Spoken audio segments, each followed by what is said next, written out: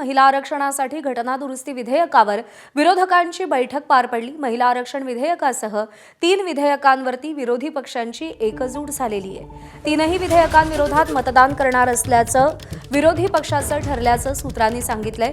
विधेयकावर बहिष्कार न टाकता विरोधात मतदान करणार असं विरोधी पक्षांनी ठरवल्याचं सूत्रांकडून कळतंय।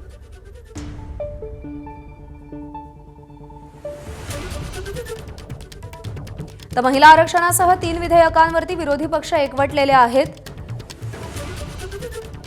ही एकजूट विरोधी पक्षामध्ये पाहायला मिळते। विधेयकावर बहिष्कार न टाकता विरोधात मतदान करणार असल्याचं विरोधी पक्षांनी ठरवलेलं आहे, अशी माहिती सूत्रांकडून मिळतेय। आज 4 वाजता मतदान प्रक्रिया पार पडणार आहे आणि त्या पार्श्वभूमीवर विरोधकांच्या भूमिकेकडे सगळ्यांचंच लक्ष लागतंय। पंतप्रधान नरेंद्र मोदी यांनी विरोधकांना पत्र लिहून महिला आरक्षणासंदर्भातल्या विधेयकाला पाठिंबा मागितलेला होता।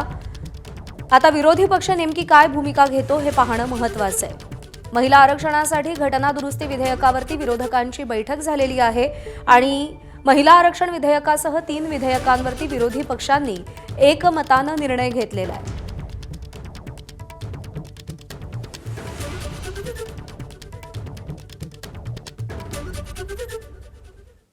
दरम्यान हे विधेयक मंजूर होणार नाही असा दावा ठाकरेंच्या शिवसेनेचे खासदार संजय राऊत यांनी केलाय।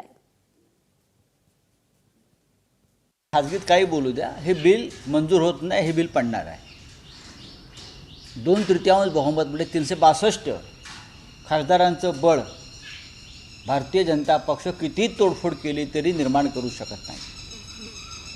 तृणमूल काँग्रेसचे खासदार आता कलकत्त्याहून निघालेले आहेत आणि ते दिल्लीमध्ये पोहोचतील। पार्लमेंटचा गैरवापर करणं हे अत्यंत दुःखद आहे आणि नरेंद्र मोदीचा भारतीय जनता पक्ष कोणत्या खालच्या पातळीवरती गेलेलं आहे हे काल पुन्हा एकदा आम्ही पाहिलं। तुम्ही कुलदीप सेंगर सारख्या बलात्कारी महिलांवर अत्याचार करणाऱ्या तुमच्या नेत्याची बाजू मांडताय आणि एका बाजूला महिला आरक्षणासंदर्भात तुम्ही लोकांकडे समर्थन मागताय, हे ढोंग आहे। एबीपी माझा, उघडा डोळे बघा नीट।